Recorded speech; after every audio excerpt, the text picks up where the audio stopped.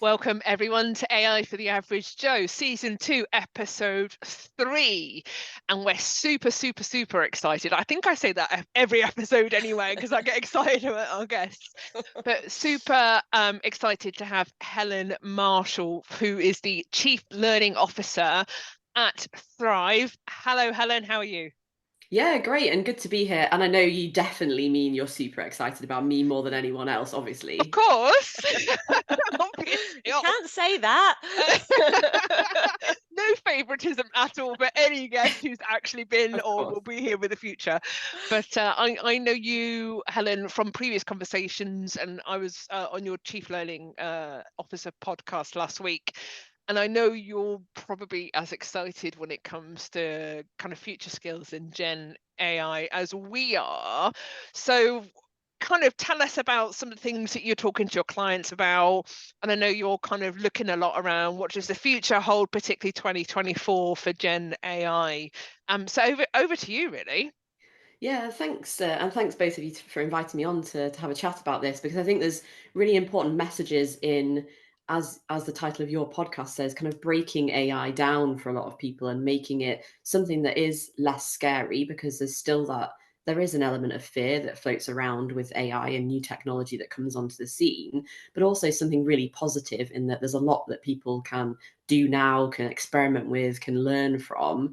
And that's maybe on an experimentation level with people just individually using AI within their personal or professional lives, or whether that's at an organizational level and there's a broader conversation already going on in your organization. So I think we're at a really crucial point this year where things are kind of starting to happen and practical examples and case studies are starting to come through now of AI being used in a very practical way, and lessons learned and ways forward are happening. Whereas last year was very much the year of kind of awareness, and obviously awareness levels peaked because access to AI was so readily available last year. But now we're in the kind of what's next, what practically is possible, what do we really want to do, what ring fences do we need to put around generative AI in certain situations, and what does that mean as we move forward. And we were just talking off air around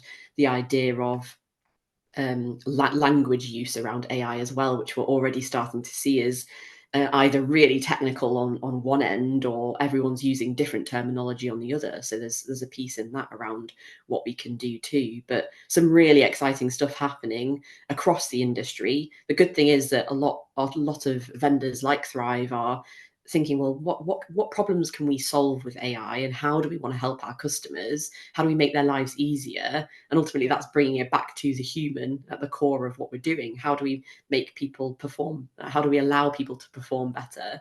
And if AI can feed into that, then brilliant. So we've got some fabulous ideas kind of that are coming further down the line as a business. But there's also that kind of personal element of excitement and wanting to kind of learn, which is obviously what everyone in L&D should be doing all the time as well. Yes, yeah, easier said than done, right? Of It's course. sometimes we can be a little bit do as I say, not as I do. So, but I think AI will challenge L&D and HR and talent and other industries and specialisms to actually do the do. So, what kind of specific actions or strategies or practical exercises are you seeing from your customers around testing and learning when it comes to Gen AI in their organizations? So I think there's really two ends of the scale here. There's one where, and maybe actually no, let's call it a triangle. There's three different options. So we've got a lot of customers who are seeing kind of a bottom up approach to AI utilization. So people across their organizations are using tools to make their lives easier, to experiment with things like ChatGPT to see if like maybe content creation can become a bit faster, or they can just automate certain email writing, things like smaller kind of tasks like that.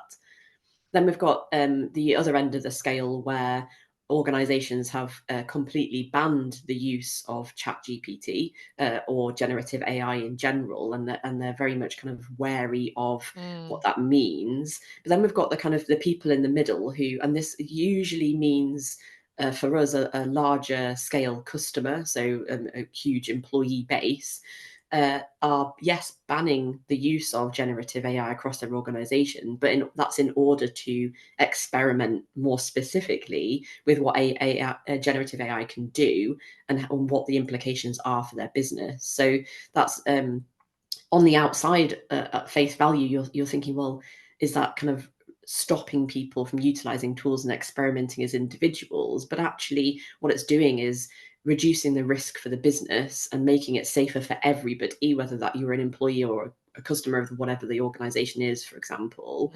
And therefore you're able to say, yes, we can really understand at a fundamental level what this means for us and our business, and this is how we're going to continue to use it in the future, and then they can roll it out much wider to the rest of the organization. So in those particular use cases, we're seeing a lot of kind of working groups come together to kind of just look at AI more broadly, what's going on in different fields across the business. These are cross-functional working groups. They're not just made up of L&D teams or HR teams. They're cross-business with IT and HR and L&D and other teams within an organization involved in that. And then as a result of those conversations, they set up experiments with, a lot of the time, utilizing their own GPTs to create sources of content and kind of sources of truth around it. But again, then being able to ring fence what information is going in, what information is going out. And that becomes quite exciting then, because you're able to mitigate that risk and help people to understand what it is they're actually doing, which is crucial, I think, with as we move forward. Just thinking, I'm going back to that sort of that triangle, as you said, with the the evolving bottom up approach to AI. Well, that obviously contradicts the idea of managing it and controlling it. But I guess what I go to then is, how long have we realistically got to test and try before we let people use it? Because the longer you hold people back from it, I've got an 18-year-old niece. She's at uni now. She's using it all the time. It's just part of how she lives her life. So she'll be out in the workforce in a few years' time, bringing it all with her. And there's going to be a whole generation in the next year or two that are just bringing that with them. So to then be held back and say, oh, hang on, we're still testing this, and how are we going to approach it? We don't know how we're going to bring it in. It just feels like there's quite a small window for organizations to get this done before people get fed up with being sort of, or feeling that they're limited and being able to just use it how they've been using it for the last 12 months or whatever.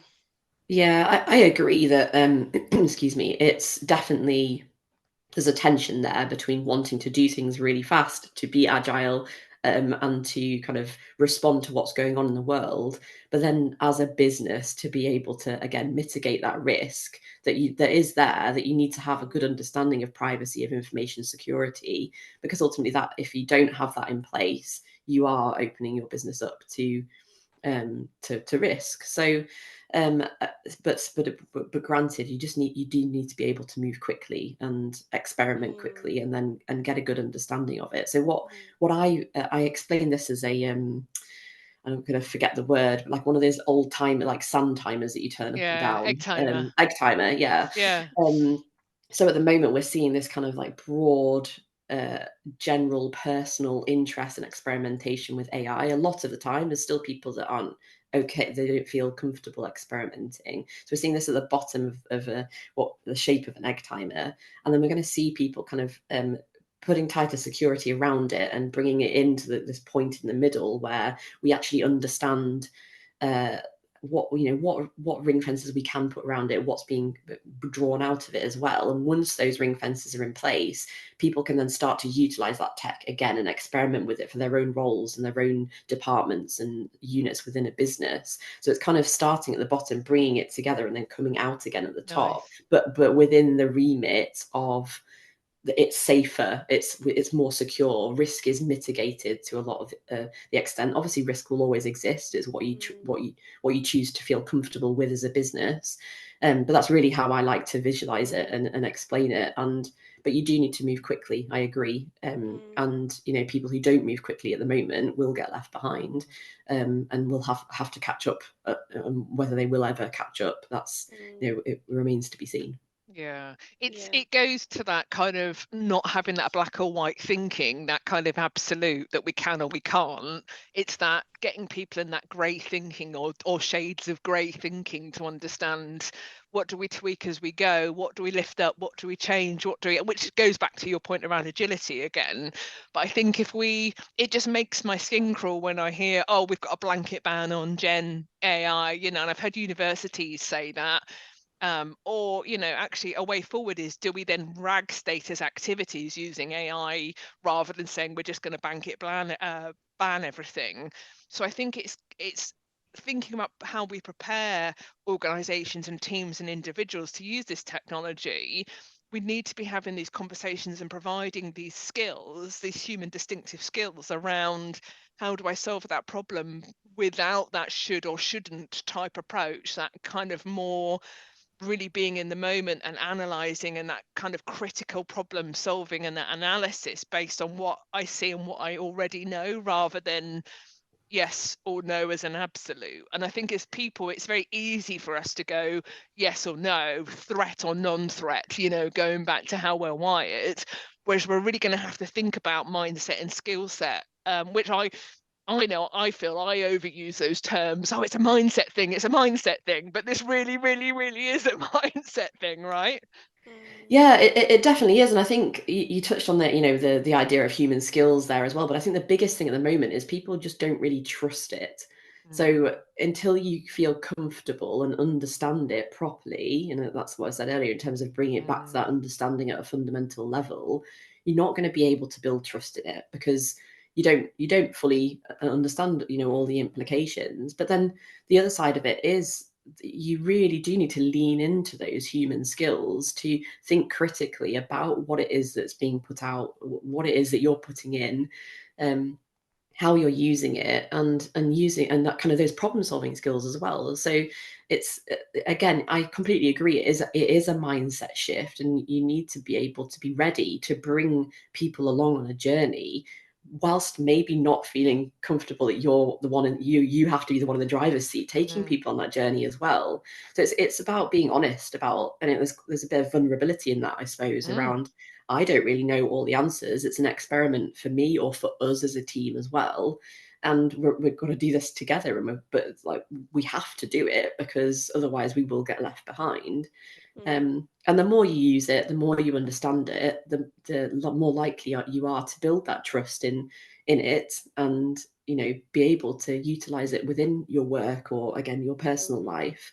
So I don't think it can be said enough. Like, I think we potentially get caught up in, because in L&D we have a tendency to talk about things quite a lot, No. so that you end Really? up not just us outside this room, We or we? The royal we. the royal we, yeah.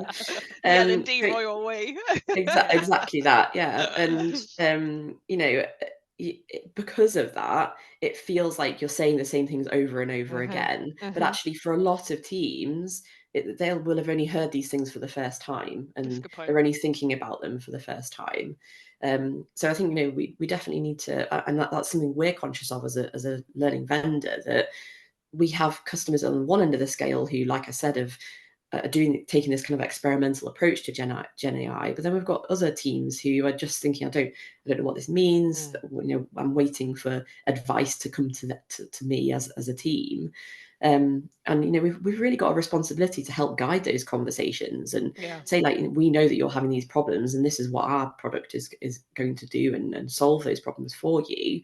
But actually, in that conversation, other things might come up as well that you start to think about too. So yeah, we've got to work through it as a industry together, and we've got to get good at sharing things that have gone well and things that haven't as well, which again, as an industry, we're sometimes good at it, but there's always room for improvement there, I think.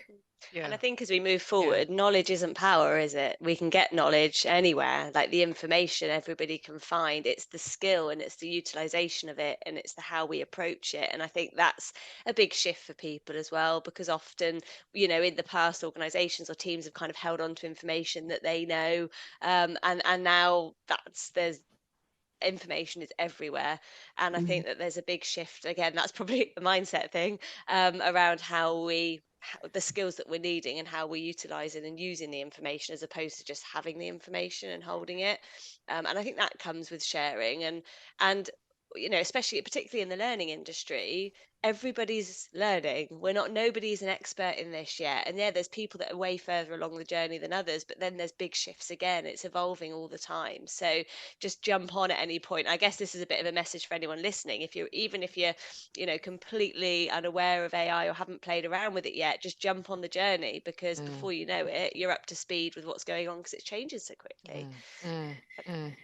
Yeah, And a lot of it is exactly. around, Helen, you've talked about kind of the language that we use and the skills, and we talk about communication or clear communication as a skill, and people go, oh yeah, whatever, but actually now more than ever, being able to communicate in a really clear, succinct way, whilst using relevant storytelling and metaphor to drive inspiration and motivation, now more than ever, I think these are important things that we need to be considering. Yeah, absolutely. And that kind of language use across organizations has been something that Thrive have been paying close attention to, not just in terms of AI, but generally. That even within one organization, you can have multiple terms for the same thing, which obviously causes massive issues when you're trying to communicate across business. But then with AI as well, what we're seeing is that there's a lot of technical language a lot of the time that is causing a barrier to people's just general understanding of what it is people are talking about. So again, we're really focused on breaking down that kind of jargon and trying to make things really clear and succinct, like you say, Erica, to for people who maybe like me aren't really technically minded when it comes to AI. So what we would love to see is a standardization across the industry in terms of the terminology that we're using to talk about certain things. So I'll actually, at this point, I'll share my screen, because we've created a This is a great practical prompt for anyone watching this. Well, everyone watching today's episode. I love this kind of idea of Thrive sharing what Helen's going to take us through now. Yeah, and like I say, it's a starting point. I will probably see these words and these phrases change as we kind of progress on this journey. But ultimately, we're recognizing that people need kind of to have things broken down and to kind of think really practically about what it is that we're looking at here. So there's a bit of preamble there around the difference between analytical and generative AI. But actually, what we want to say is, these are the technical names of things that you're often seeing flying around, and you'll have kind of your LLMs and things like that on here. But actually, what are they at the end of the day? And this is text to image. It's text image speech generation, or it's one input, one output for a unimodal model, for example. So we're just trying to make it a bit more relatable to how you'd probably describe it on a daily basis anyway. And I mean, then even GPT, Helen, like the amount of times people say, what does GPT stand for? Because it's not just AI, OpenAI that own the term. GPT is part of this whole industry, right? So yeah, exactly, and so like stuff like that we need to get a better handle on. So and the other thing we've added on the right hand side here is this risk column as well. So nice. Generally, what risks are we seeing as a result of these kind of these modes of that's a great generative build, AI? actually. I think that's a really nice way of getting people thinking a bit more about it. Love it. Yeah, and so like I said, it will evolve, it will develop. But how can we obviously we want to lead the way on that, but we also want to make sure that it's something that everyone's conscious of and everyone's thinking about, because otherwise we'll end up in the situation where things are just not translatable across businesses, across vendors, across the whole space.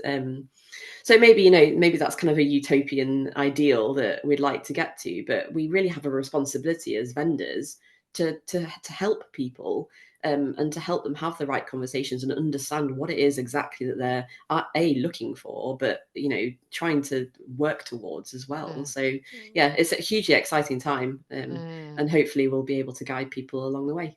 Yeah, brilliant. Yeah, nice. Where can people download that jargon buster, Helen? Where could people find that? Obviously, we'll put the link in and posts, etc. as well. But if someone wants to go on right now and download that.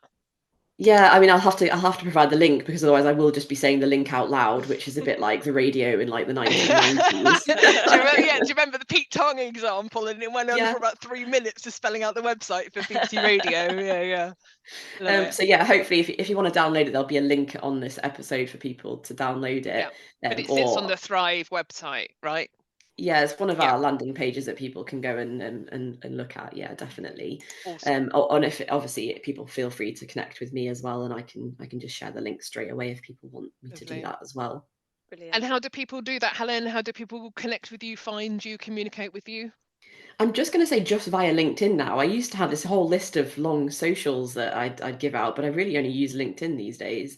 So yeah, Helen Marshall on LinkedIn. Obviously, as you said, Erica, I'm CLO at Thrive, so quite easy to find. I generally make quite a lot of noise on LinkedIn, and always happy to connect with people and have a chat as well. And it's probably worth, just as an extra added value, you've got a Women in Learning WhatsApp group that women can access as well. I'm in that, and I find that quite, out of all the networking groups that you find, actually, this is the one that I find really organic, and it's got quite a lot of added value. Oh, thanks, Erica. Yeah, so I set up Women in about just over a year ago now, which connects women in L&D, HR, people, teams, and beyond, to create a bit of a safe space for people who identify as women to chat about stuff that's going on in their organisations. And we actually have an AI group on there, but there's events, workshop ideas, a coaching group as well. So it's actually a community on WhatsApp. And for anyone who hasn't used a community before, that's a broad banner. So Women in is our community, and underneath it there are a set of subgroups based around the subjects that kind of come out quite organically in the conversation. And yeah, we've got about, I think, 300 or 400 members now. I've not done a tally recently, so I have to go and have a look.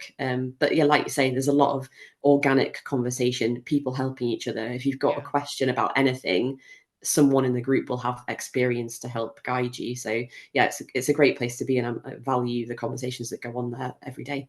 Yeah, fantastic. Brilliant. Right, well, I think that kind of wraps us up, Hayley, doesn't it? Absolutely. Yeah, thank you, Helen. That's been really great. It's been nice to geek out in L&D and that wider L&D and AI connection as well. So that's been, it's been good. I've enjoyed that. Thank you very much. Brilliant. Me too. Thank you both. Thank you so much. And I look forward to seeing our audience on the next episode of AI for the Average Joe. Thank you.